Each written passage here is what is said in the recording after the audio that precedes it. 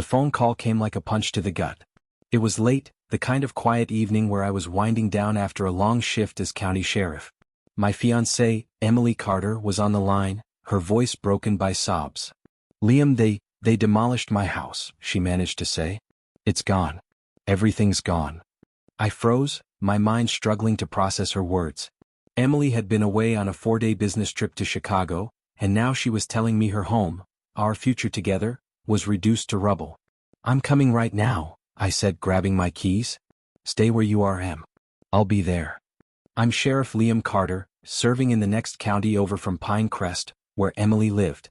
I'd seen plenty of injustices in my career, petty thefts, domestic disputes, even the occasional corrupt official, but nothing prepared me for this.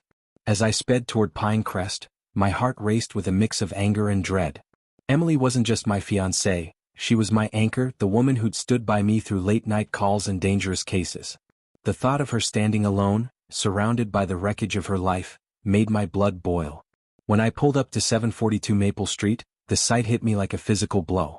Where Emily's charming 2-story house once stood, a place filled with her laughter, her carefully tended garden, and our plans for a shared future, there was nothing but a chaotic pile of broken wood, shattered glass, and twisted metal. Emily stood in the middle of it all, looking small and fragile in her simple nightdress, the one she wore when she wanted to feel at home.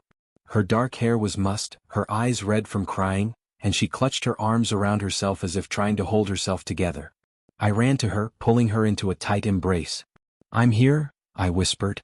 "We're going to fix this." "I was only gone 4 days," she said, her voice trembling as she buried her face in my chest. "I came back from the airport and this." She gestured at the devastation where fragments of her life lay scattered, a cracked picture frame, a torn curtain, the remains of her grandmother's antique chair. I scanned the area and noticed signs staked into the ground, each bearing the Pinecrest Homeowners Association logo. A large billboard nearby declared, "Future Community Garden coming soon," with the HOA's name in bold letters.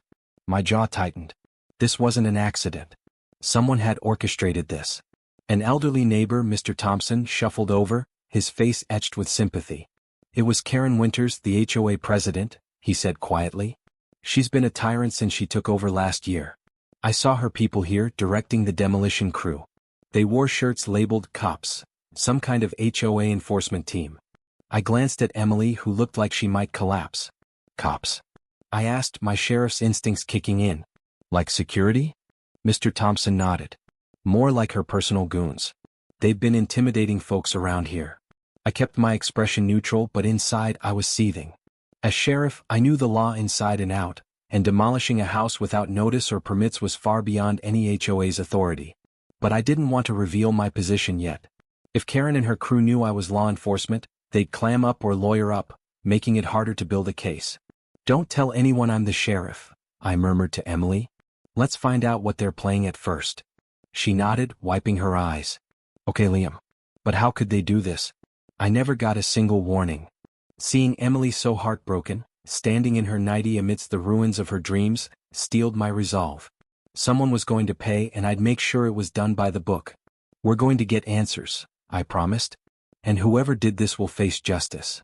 The next morning, Emily and I headed to the Pinecrest HOA office. The building was a small, ostentatious structure with Pinecrest Homeowners Association written in gold letters on the door, as if it were a palace rather than a neighborhood bureaucracy. Emily was still shaken, wearing her nightdress under a light jacket, her face pale but determined. "I'm scared, Liam," she admitted as we approached. "What if they just dismiss us?" I squeezed her hand. "They won't. Stay calm and let me do most of the talking.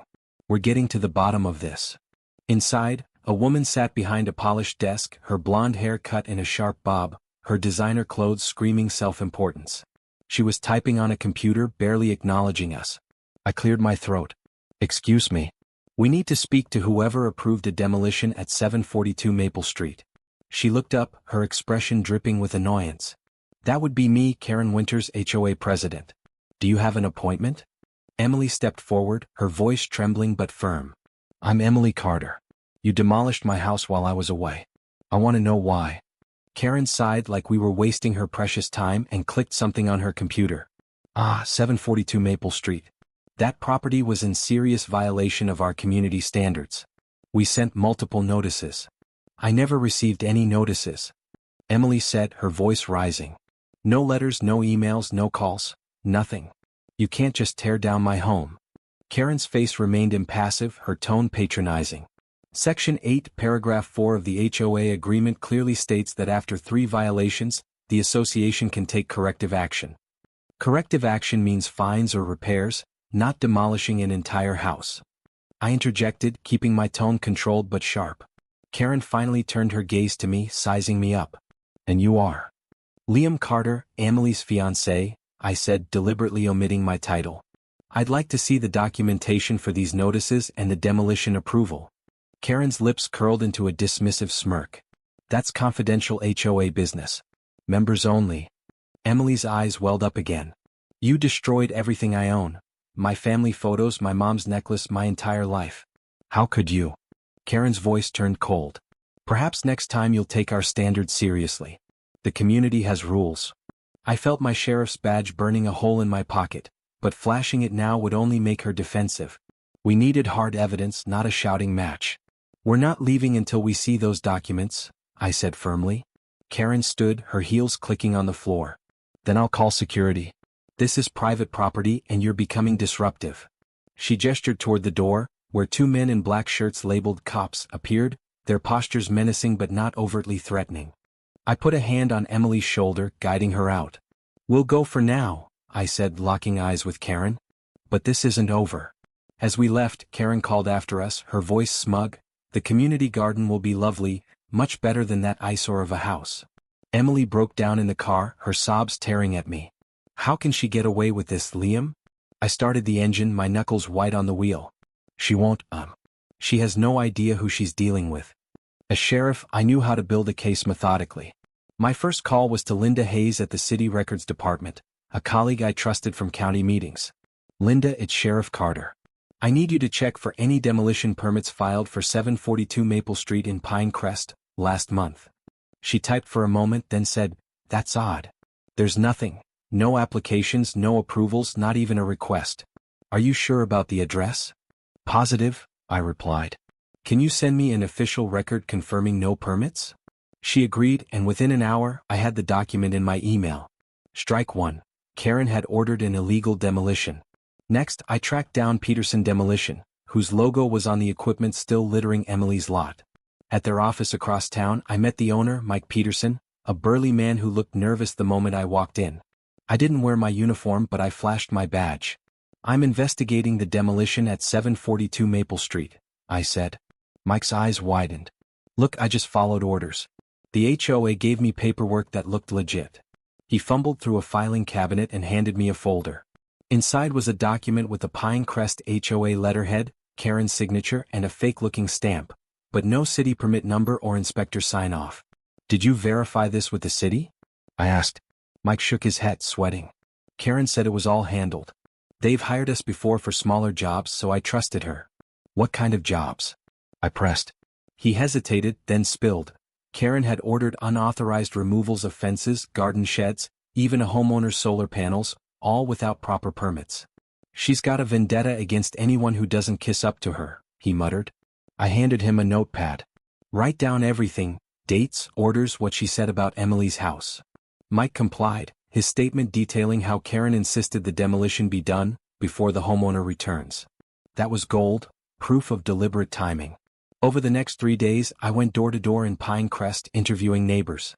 Most were hesitant at first, afraid of Karen's wrath, but Emily's story loosened their tongues. Mrs. Lee, a retired teacher, showed me a $600 fine for planting non-approved roses. Mr. Gomez, a father of 3, said Karen's cops team tore down his kid's swing set while they were at school, citing aesthetic violations. An elderly couple, the Harrisons, were fined $400 for a bird feeder Karen deemed tacky. By the end, I had 15 signed statements documenting Karen's reign of terror, fines, threats, and harassment.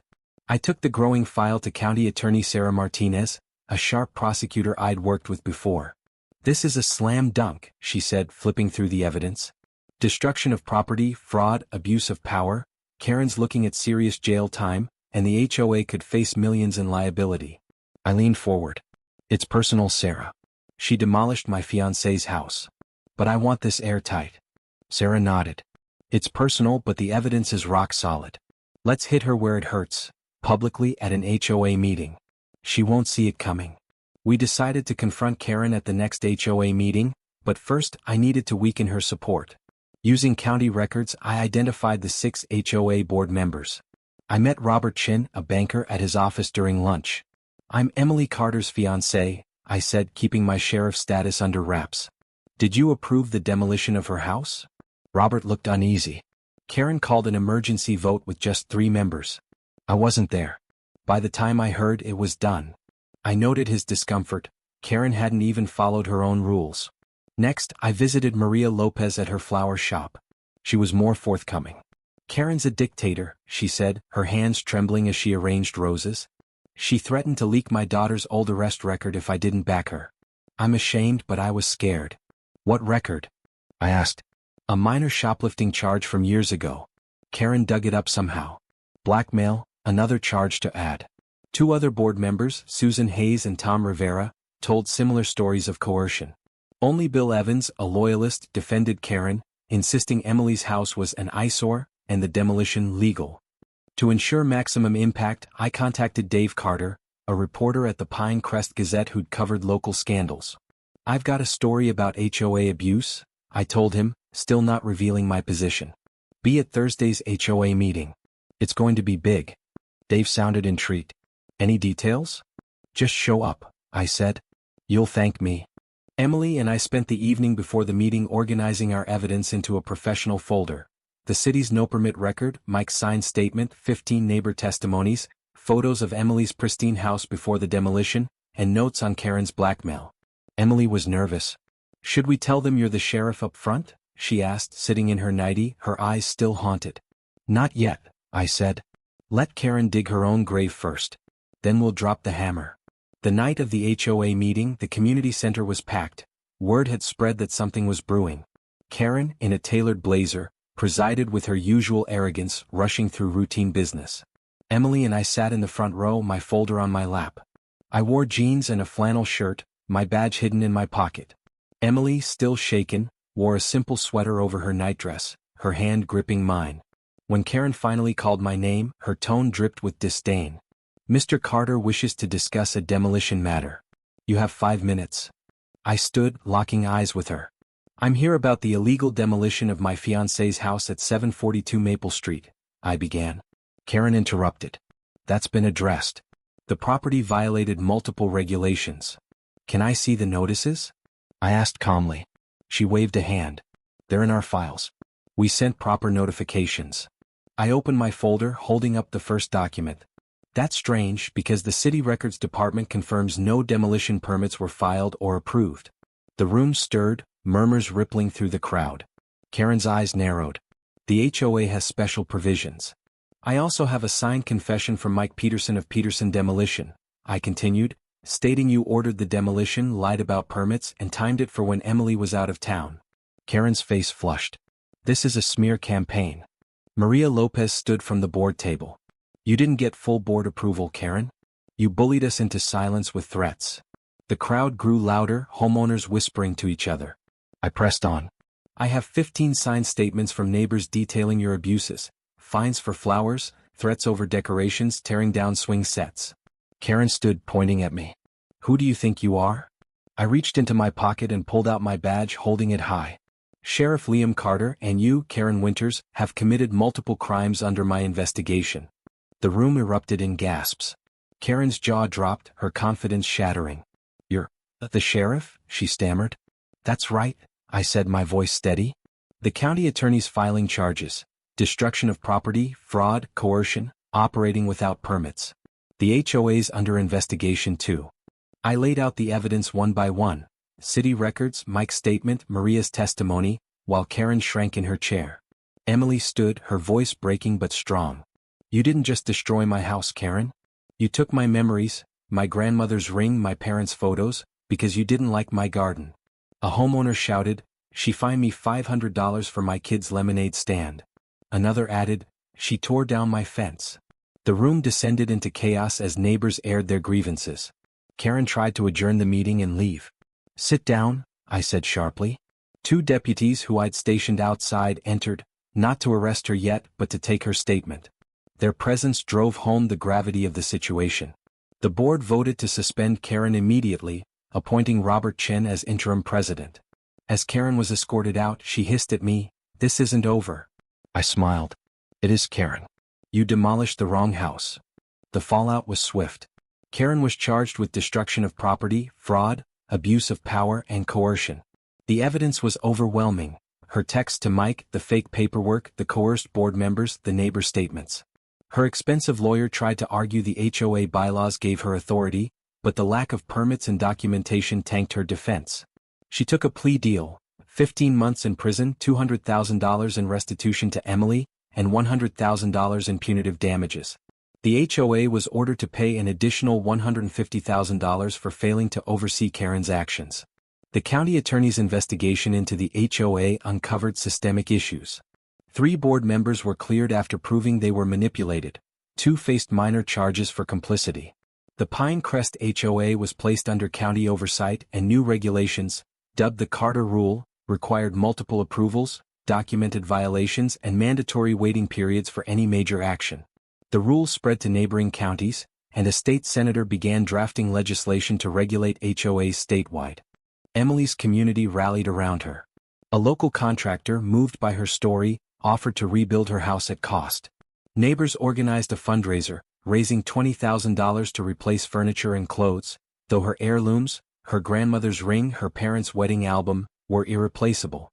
At the groundbreaking for her new house, dozens of residents showed up, some bringing tools to clear debris. Emily, standing in her nightie under a jacket, smiled for the first time in weeks. "This showed me how strong our community can be," she said, squeezing my hand. I nodded. "And how dangerous it is to mess with a sheriff's fiancée." 6 months later, Pinecrest was unrecognizable. Under Robert Chen's leadership, the HOA became transparent, with open meetings and fair policies. Gardens bloomed with unapproved flowers, kids played in yards without fear of fines, and neighbors greeted each other warmly. Karen, out on parole, was assigned community service, ironically tending the real community garden, built legally on public land. I drove by once in my sheriff's cruiser. She kept her head down, pulling weeds under supervision. The media frenzy was intense. The Pinecrest Gazette's headline, "Sheriff's Fiancée's Home Demolished by Rogue HOA," went viral, sparking nationwide discussions about HOA overreach. Emily and I were invited to speak at a countywide HOA reform conference. Standing at the podium, I shared our story. "What happened to Emily could happen to anyone," I told the audience. "Power without accountability becomes tyranny. But together we can protect homeowners' rights." At a block party on Emily's new street, the atmosphere was joyful. Mrs. Lee served her famous dumplings, Mr. Gomez's kids ran a lemonade stand, and the Harrisons' bird feeder hung proudly. Emily introduced me to new neighbors, a young couple who'd moved in. "My fiancé's the sheriff who fixed our HOA," she said, beaming. The wife grinned. "That's why we chose Pinecrest, fairest HOA in the state." As the sun set, Emily and I sat on the porch of her new house, its large windows and open design a symbol of her fresh start. She leaned against me, her nightie peeking out from under a sweater. "Karen never knew she was messing with a sheriff's fiancé," she said with a laugh. I chuckled, clinking my glass to hers. Moral of the story: don't demolish a house without checking who's got your back. Emily smiled. Or just don't break the law. Karen's arrogance had unraveled her empire, but it built something better. A community united, a system reformed, and a love stronger than ever. All because she demolished the wrong house, my fiancé's house, without knowing I was the county sheriff.